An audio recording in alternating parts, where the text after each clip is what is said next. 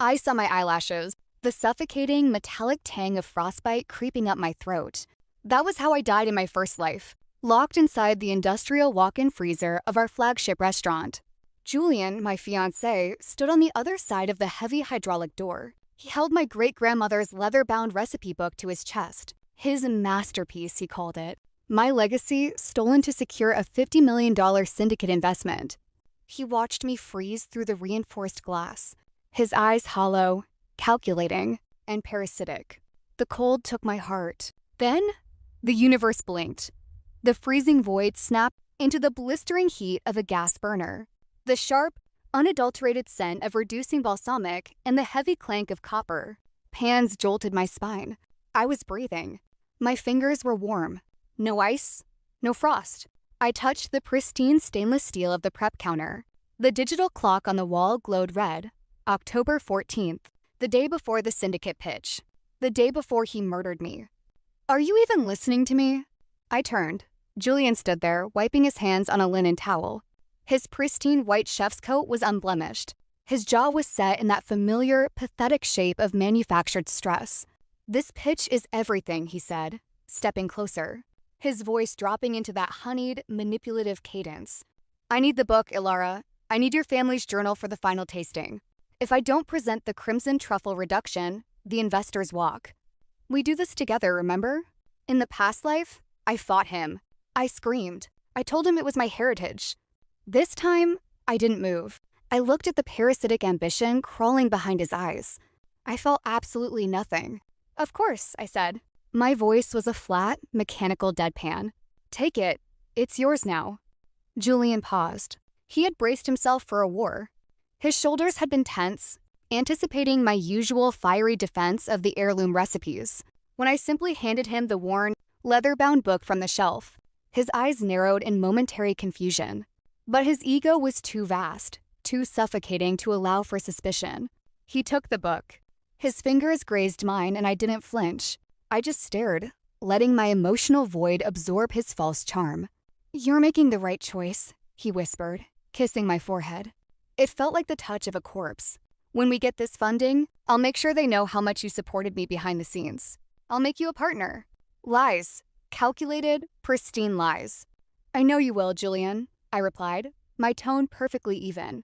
Make sure you read the instructions for the crimson reduction carefully. It requires absolute precision. He scoffed, a hollow, arrogant sound, tucking the book under his arm. I'm a master chef, Ilara. I think I can handle a rustic family recipe. He turned and walked out of the kitchen, the heavy swing doors clicking shut behind him. I watched him leave, thinking about the absolute, brutal irony of what he held. He wanted the glory of my genius.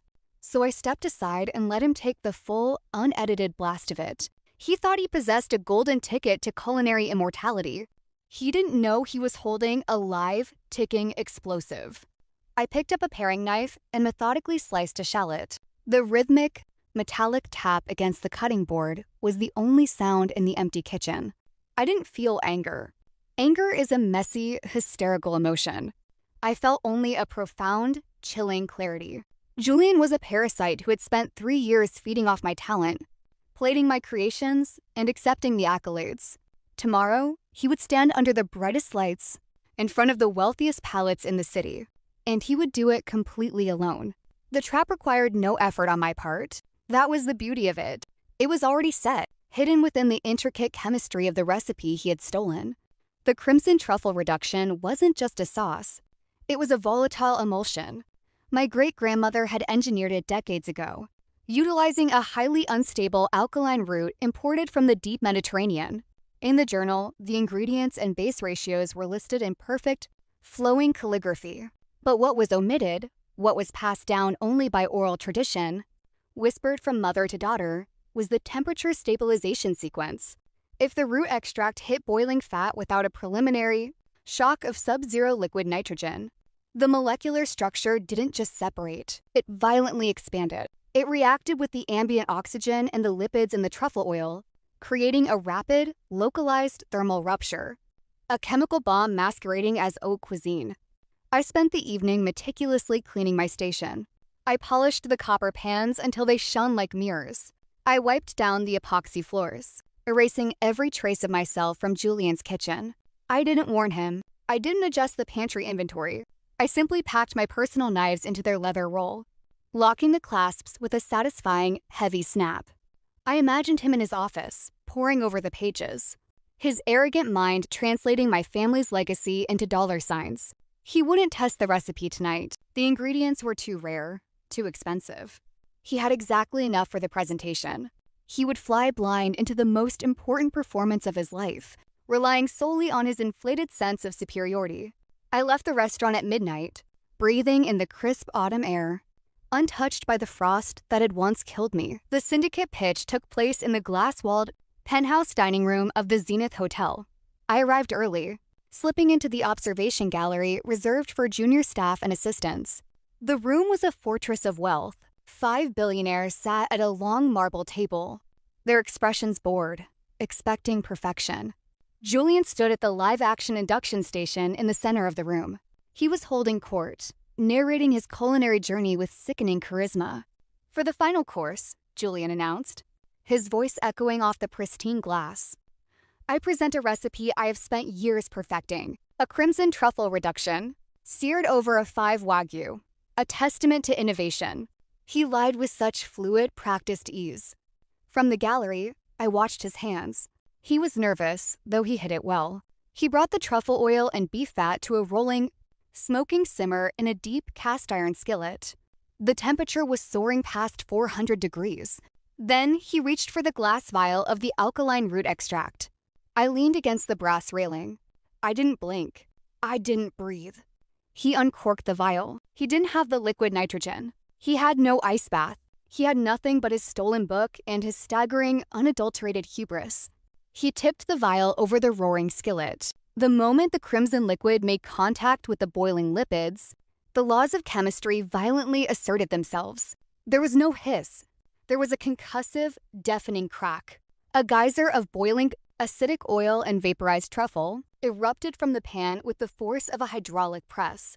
It shot directly upward and outward in a blinding, scalding arc. The explosion shattered the tempered glass of the induction hood.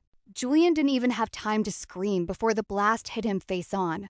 The superheated chemical vapor instantly enveloped his head, searing his eyes, his nose, and driving straight into his open, arrogant mouth. The billionaire scrambled backward, chairs crashing to the floor, shouting in horror as the pristine dining room was coated in black smoke and ruined meat. Julian collapsed to the floor, writhing, clawing at his face, emitting a guttural, wet sound of pure agony. The alkaline vapor had flash-burned his olfactory nerves and taste buds. His palate was gone.